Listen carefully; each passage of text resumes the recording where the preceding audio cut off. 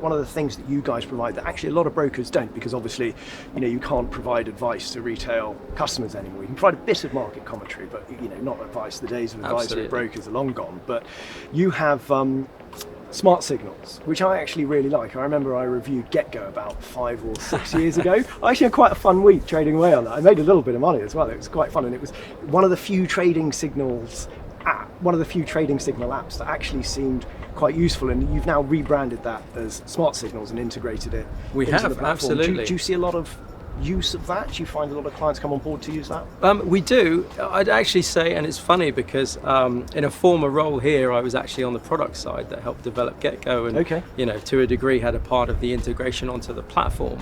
And I think it's a really exciting product, particularly as down the line we start to make enhancements to the UX and look at adding additional markets as well as different time frames and also other functionality, things like time-based execution. So obviously transparency is a huge thing when it comes to trading signals. What sort of transparency and historic records do the Smart Signals show? It's actually a key part of the Smart Signals offering, intentionally. And really that's for a couple of reasons. One, it was really important to us. It's the ultimate question with a signals service. What is the performance like? So we wanted to be able to show that and make that available to clients to reinforce the sort of credibility and the integrity for us as providers. The second reason is that the performance of the signals itself is a bit of a signpost. Whether you're a trend follower who wants to look at the better performing signals at the moment, or whether you're a contrarian who's sort of waiting for certain poorly performing signals to turn around, we wanted to make all of that data available to our clients. Okay. And how long have you been at City Index? 10 years now. So in 10 years, at City Index, what's been the best and worst parts about working for the brokerage? Best and worst parts. It's actually probably quite easy. The worst parts, to start with the negative, always client losses, which is a really, I suppose, honest answer.